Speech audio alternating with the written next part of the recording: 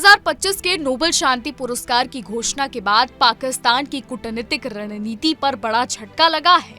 जी हां, इस साल वेनेजुएला की विपक्षी नेता मारिया मचाडो को नोबेल शांति पुरस्कार से सम्मानित किया गया, जबकि अमेरिका के राष्ट्रपति डोनाल्ड ट्रंप को इस दौड़ में नजरअंदाज कर दिया गया।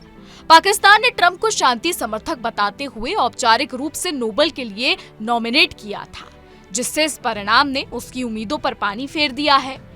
पाकिस्तान ने इस साल ट्रंप के पक्ष में खुलकर दाव खेला था। प्रधानमंत्री शहबाज शरीफ और फील्ड मार्शल आसिम मुनीर तो अगस्त में वॉशिंगटन तक पहुंच गए थे, जहां उन्होंने व्हाइट हाउस में ट्रंप से मुलाकात की थी। इस मुलाकात को पाकिस्तान ने अमेरिका पाकिस्तान संबंधों का नया अध्याय बताया था। इसके बाद पाकिस्तानी मीडिया में इस भेंट को शांति की दिशा में बड़ा कदम बताया गया, लेकिन ट्रंप को नोबेल पुरस्कार न मिलने से पाकिस्तान की ये रणनीति उल्टी पड़ गई और अब वे अंतर्राष्ट्रीय स्तर पर आलोचनाओं का सामना कर रहा है। जी हां, आपको बता दें कि इस्लामाबाद ने दावा किया था कि ट्रंप की मध्यस्थता से भारत पाकिस्तान तनाव कम हुआ था और सीजफायर लागू किया गया था, लेकिन नोबेल कमेटी ने इस दावे को नजरअंदाज कर मचाडो को सम्मानित किया, जिससे पाकिस्तान की कहानी कमजोर पड़ गई। भारत ने पहले ही ट्रंप की मध्यस्थता को खारिज करते हुए कहा था कि संघर्ष विराम दोनों देशों के आपसी समझौते का परिणाम था, किसी तीसरे पक्ष की भूमिका नहीं। लेकिन पाकिस्तान को तो आप जानते हैं कि पाकिस्तान दोगलेबाजी में नंबर 1 है। पाकिस्तान जितना दोगलापन अपने देश में और अंतर्राष्ट्रीय मंच पर दिखाता है, उतना शायद ही कोई देश दिखाता होगा। पाकिस्तान अमेरिका से अपने रिश्ते बेहतर करना चाहता था, तो उसने ट्रंप को नोबेल प्राइज देने की बात कह दी।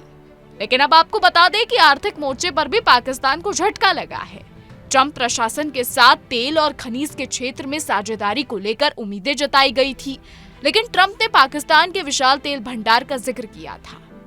लेकिन अब वास्तविकता ये है कि पाकिस्तान के पास दुनिया के कुल तेल भंडार का मात्र 0.02% हिस्सा है। इससे पाकिस्तान की ऊर्जा संबंधी महत्वाकांक्षाएं अधूरी रह गई। अब ट्रंप को नोबेल के लिए नामांकित कर पाकिस्तान ने चीन से दूरी बनाकर अमेरिका के करीब आने की कोशिश की थी। इसे कूटनीतिक बदलाव के रूप में देखा गया, लेकिन ट्रंप की हार से पाकिस्तान की ये नीति असफल होती दिख रही है। अब पाकिस्तान न केवल अपनी विदेश नीति से असमंजस में है, बल्कि उसे वैश्विक स्तर पर राजनीतिक शर्मिंदगी का भी सामना करना पड़ रहा है। पाकिस्तान के लिए ये कोई नई बात नहीं है। पाकिस्तान अक्सर पहले बयान देता है, उसके बाद वो बयान सच नहीं होते, उसके बाद पाकिस्तान अपनी बेइज्जती करवाता है। अपने देश में हो या फिर अंतर्राष्ट्रीय मंच पर हो, पाकिस्तानी नेता अक्सर शर्मिंदगी का सामना करते हैं। अब यहाँ पर ये बात देखने वाली है। शहबाज शरीफ और आसिम मुनीर अमेरिका पहुंचे थे ताकि अमेरिका और पाकिस्तान के बीच रिश्ते अच्छे हो सके।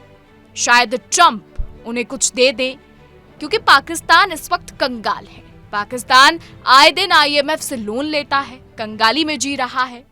पाकिस्तान देश अब कंगाल है। इसी को देखते हुए आसिम मुनीर और शहबाज शरीफ ट्रंप के पास पहुंचे थे, जहां उन्होंने ट्रंप को नोबेल पीस प्राइज देने की बात कह दी थी। ट्रंप की तारीफों के पुल बांधे थे। लेकिन अब जब नोबेल पीस प्राइज किसी और को दिया गया है, तो पाकिस्तान शर्मिंदा हो रहा है। अंतर्राष्ट्रीय मंच पर पाकिस्तान शर्मिंदगी का सामना कर रहा है। वैसे ये कोई नई बात नहीं है जब पाकिस्तान अमेरिका पहुंचा है। इससे पहले भी पाकिस्तान अमेरिका गया था और वहां की धरती से भारत को गीदड़ भभकियां दी थी। पाकिस्तान की दोगलेपन की हदें सबको पता है। हर देश जानता है कि पाकिस्तान कितना दोगला है।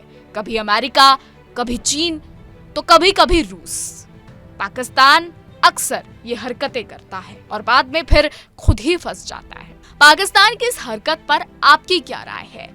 आप क्या कुछ सोचते हैं? शहबाज मुनीर पर क्या कुछ कहना चाहते हैं? हमें कमेंट के जरिए जरूर बताइएगा।